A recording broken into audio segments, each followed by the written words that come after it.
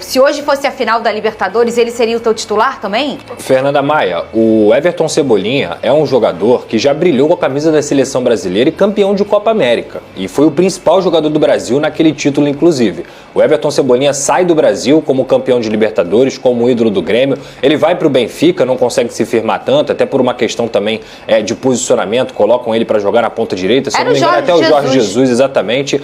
E quando ele chega ao Flamengo, o grande problema do Everton Cebolinha é físico, nunca foi técnico. Tanto que o Everton Cebolinha imprimiu uma grande fase com o Tite, ele foi bem com o Tite, mas ele não conseguiu se firmar justamente porque foi interrompido com uma lesão. Esse cara, com o nível de futebol que ele tem, se ele estiver bem fisicamente, ele está em outra prateleira em relação aos postulantes àquela posição de ponta esquerda. Eu acho que o Everton Cebolinha é um jogador melhor do que o Samuel Lino, melhor do que o Michael, melhor até do que o Bruno Henrique naquela posição hoje, porque o Bruno Henrique já não tem mais a mesma explosão de antes.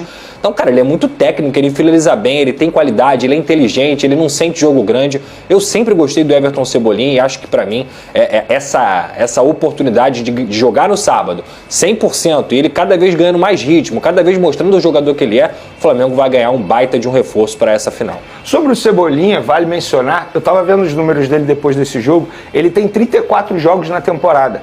Ou seja, menos da metade que vários jogadores do Flamengo. Onde eu quero chegar? Fisicamente falando, ele tá bem. É como se ele estivesse no meio da temporada. O problema ele sofreu com lesão, é ritmo de jogo. E ritmo de jogo ele está adquirindo, ele está mostrando que ele já está com ritmo de jogo. Então, se hoje tivesse que escolher entre o Samuel Lino e o Cebolinha, eu não vejo motivos para não escolher o Cebolinha. Porque tudo que o Samuel Lino tenta fazer, o Cebolinha está conseguindo fazer. E repito, gente, isso aqui não quer dizer que eu esteja pedindo a saída do Samuel Lino do Flamengo, que eu acho que o valor que o Flamengo pagou não vale a pena. Isso não está entrando no mérito no debate. O debate nesse momento é quem tem que ser titular na ponta esquerda. Para mim é o Cebolinha. Outro jogador que eu esqueci de mencionar também, que jogou muita bola no sábado contra o Bragantino, Varela.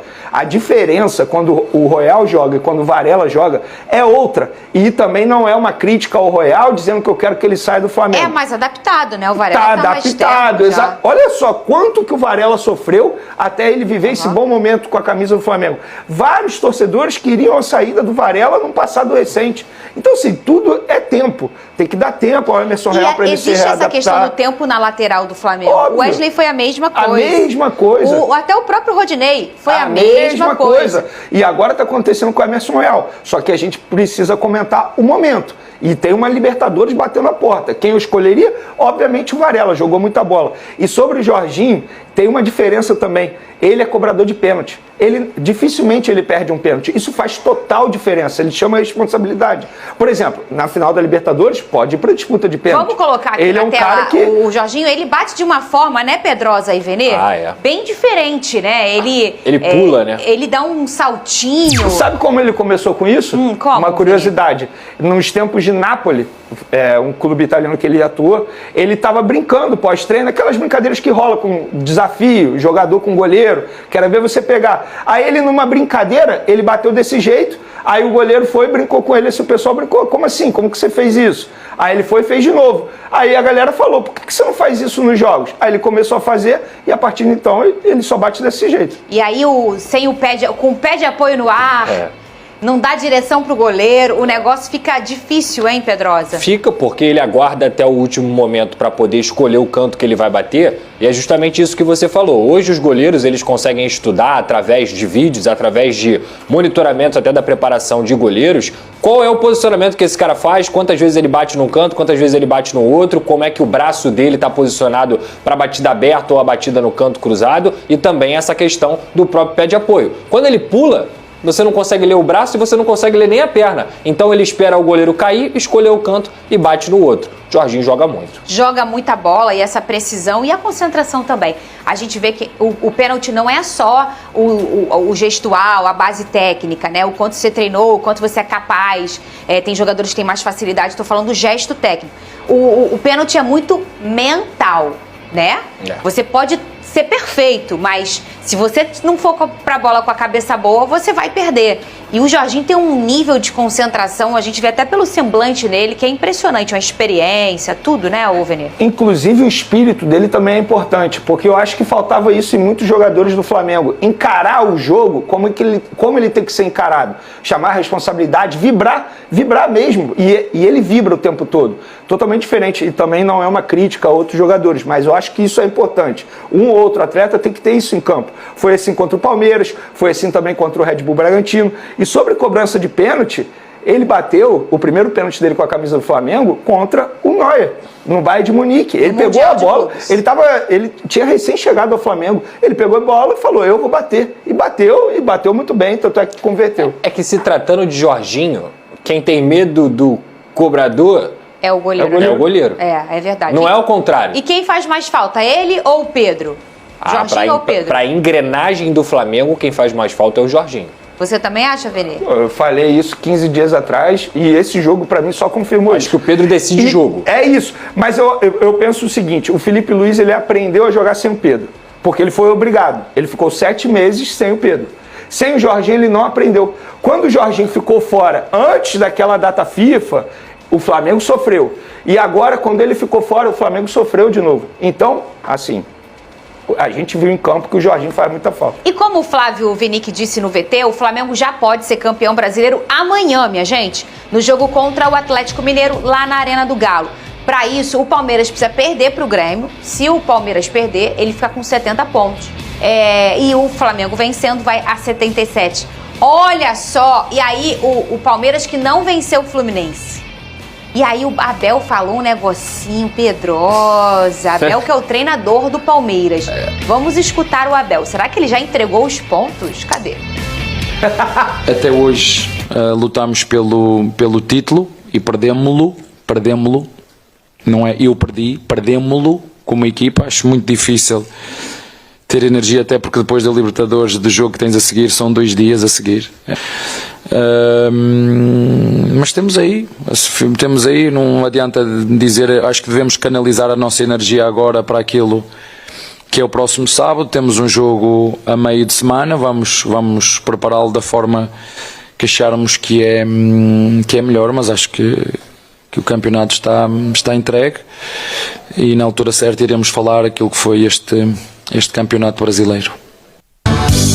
Estou a 2 passos do paraíso, sei que vou voltar.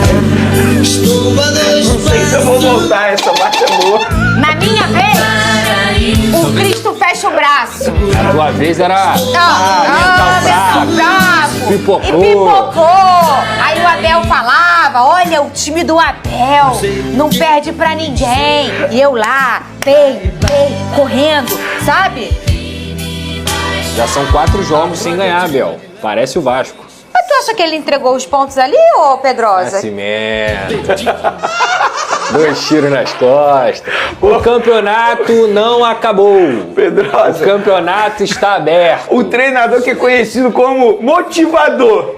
Vai falar isso no coletivo? Adoro o blefe em coletivo. Ah, meu Deus. Ele fez Adoro isso o ano blefe. passado. Gosta muito desse jogo mental. E você gosta sabe o muito. que aconteceu com ele ano passado, Ele né? fez em 2023 também. Também. Comigo também. Ele fez em Ele 2023. na faz minha desde que ele vez. chegou, gente. É. Desde que ele chegou, quando o Palmeiras começa a entrar em crise, geralmente ele traz a crise pra ele. É. Ele inventa alguma coisa, ele fala Agora, alguma coisa. tem algo que precisa ser mencionado nessa coletiva que ele O fez quê? também. Ele reclamou dos jogos durante data FIFA, reclamou do calendário. Engraçado, Abel Ferreira, que quando a CBF fez alterações no calendário, que obviamente prejudicaria Flamengo e Palmeiras, o Palmeiras veio publicamente, através de uma nota oficial, elogiar a postura da CBF. E agora vai você criticar a postura da CBF, sendo que na época vocês elogiaram? Agora aguenta, agora não bota a culpa na data FIFA nos jogos, porque o Flamengo também sofreu com isso, não foi só o Palmeiras não. Então isso pra mim é balela do treinador do Palmeiras. E eu queria falar mais uma vez, eu vou falar e vou ser chata até o fim.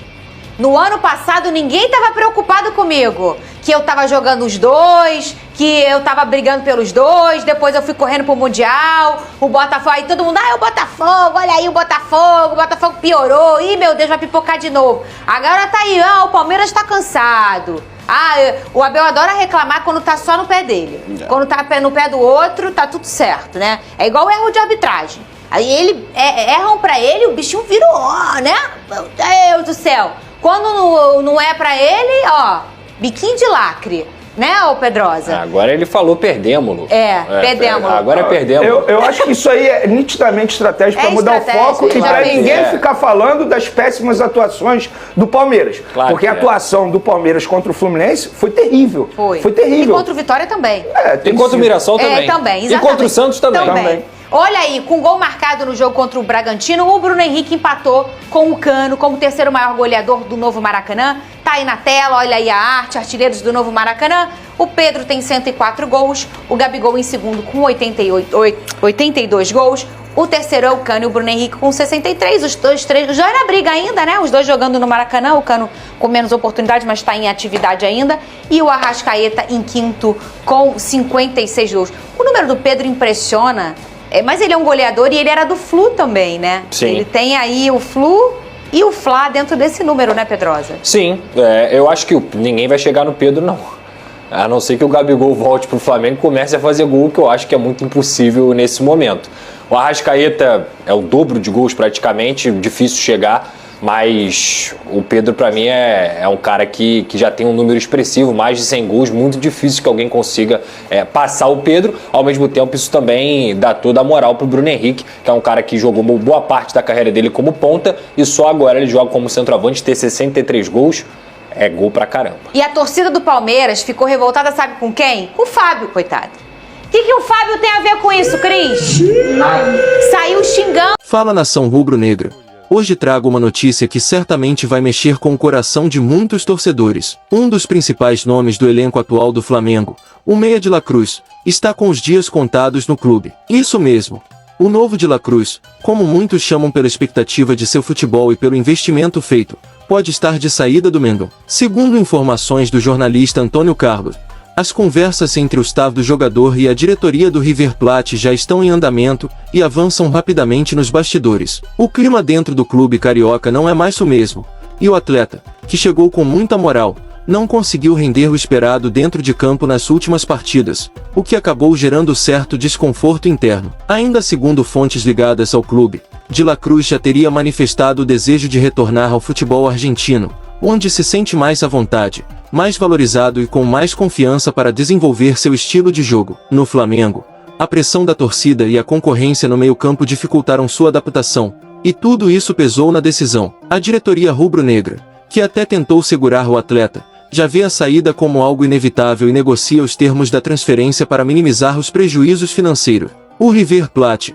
por sua vez, vê a situação como uma oportunidade única de repatriar um jogador que já foi ídolo por lá e que pode voltar a ser peça-chave no esquema da equipe. A proposta, segundo informações extraoficiais, seria bastante atrativa tanto para o Flamengo quanto para o jogador, que já deu sinais claros de que está pronto para recomeçar sua trajetória em solo argentino. A expectativa é que a negociação seja concluída nas próximas semanas, e tudo indica que o anúncio oficial pode acontecer a qualquer momento. A saída de la Cruz também abre espaço para que o Flamengo vá ao mercado em busca de novas opções para o setor de criação, já que Felipe Luiz não pretende ficar com apenas uma ou duas alternativas para a função. Portanto, nação, fiquem ligados porque os bastidores do Mengão estão pegando fogo, e essa novela envolvendo de la Cruz promete novos capítulos nos próximos dias. Assim que tivermos novidades, voltamos aqui com mais informações exclusivas para vocês. Se inscreve no canal, ativa o sininho e deixa aquele like maroto para fortalecer. Tamo junto sempre.